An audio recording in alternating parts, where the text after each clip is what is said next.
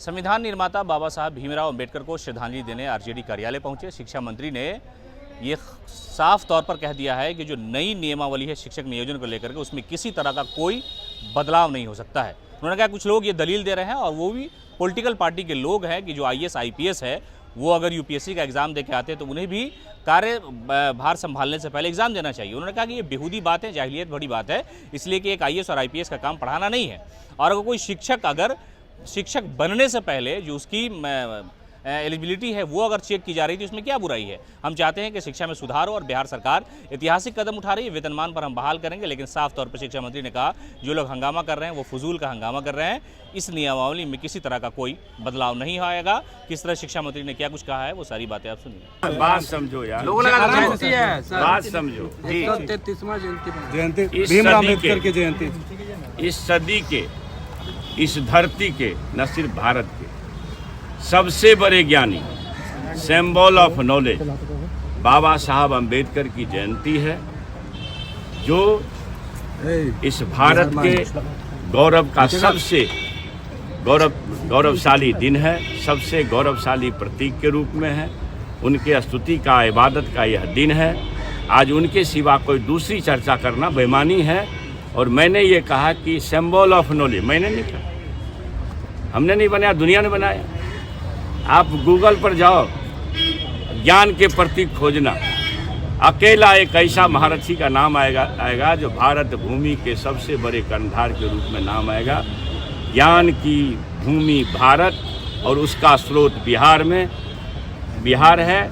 और उस देश में बाबा साहब अम्बेडकर जैसे महारथी पैदा हुए, जिन्होंने सबसे नीचे तबके से लेकर के ऊंचे तबके के लोगों का सम्मान किया, A to Z का ख्याल किया और एक बेहतरीन दस्तावेज भारत को सपुर्द किया संविधान के रूप में। उस संविधान पर अगर कोई आँच आता हो फिरका परस्ती ताकतों द्वारा, संघी नफरतवादी ताकतों द्वारा, उससे लोहा लेना है। यही आज का संदेश। सर काला कानून बता रहे हैं जो नई नियमावली है ये उस नियमावली को। आप एक चीज बताइए, गुणवत्तापूर्ण शिक्षा देना, गुणवत्तापूर्ण शिक्षा देना इस सरकार का संकल्प है। माननीय बिहार के शिल्पकार मुख्यमंत्री नीतीश बाबू, उप मुख्यमंत्री तेजस्वी प्रसाद यादव जी का ये संकल्प है कि ज्ञान की भूमि बिहार के विरासत को वापस करना है। तो गुणवत्तापूर्ण शिक्षा देने के लिए हम अपने बच्चों के लिए, अपने राज्य और देश के तरक्की के लिए एक बेहतरीन शिक्षा कैसे दे सकें, इसके लिए यह सूत्र आया है, यह नियमावली आया है। इसमें अगर किसी ढंग का कोई नुस्ख निकालते हैं तो यह उचित नहीं है। और फिर से मैं एक बात कहना चाहता हूं कि जो हमारे शिक्षकगण हैं, नियोजित शिक्षक, आपका काम शिक्षा देना ही न है।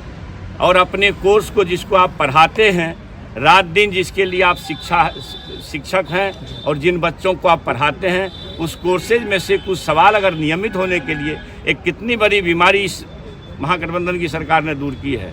आप नियोजित थे, आप राजकर्मी के दर्जा में जाएंगे, आपको सारी सुविधाएं मिलेगी और अच्छा वेतनमान होगा। तो इस परिस्थिति में और कोई यह कह दे, आज किसी नेता का बयान सुन रहे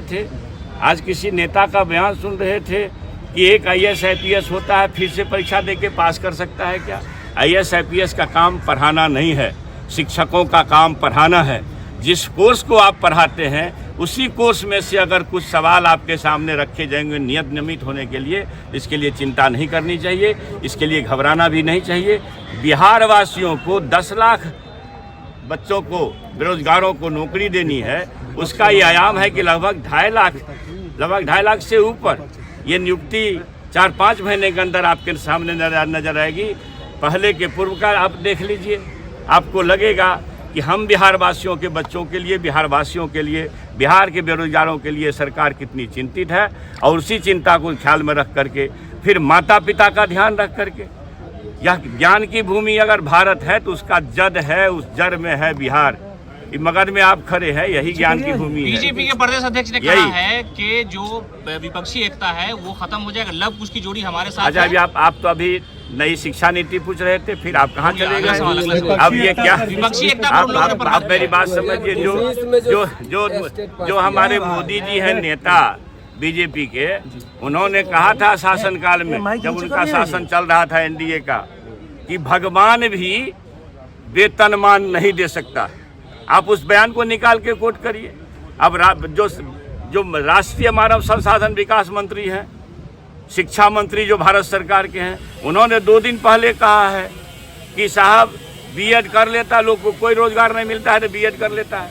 भैया एक अच्छा खासा परीक्षा, आप प्रोफेसर होते हो, कितनी मेहनत से लोग नेट की तैयारी करता है, फिर पीएचडी करता है।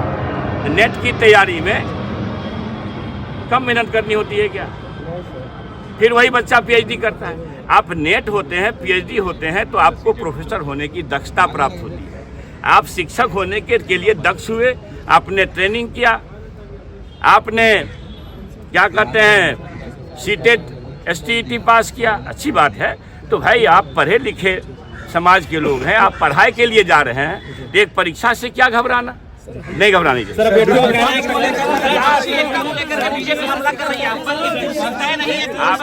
आप ये बताइए, अच्छा आप ये बताइए, विपक्षी एकता पर क्या कहेंगे?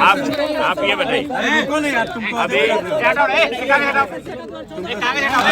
एक मिनट रुको यार, तुम लोग सवाल क्या पूछ रहे हो? विपक्षी एकता पर क्या कहेंगे? आप देखिए, बिहार में जब महागठबंधन बनी क्या तरीका है आपका? तो नफरतवादियों की नींद हराम हो गई। अब एक पहला वेल बिगन हाफ डन, ये शुरुआत संघियों के पांव से जमीन खिसका दिया है, वो चिंता में बरबरा रहे हैं।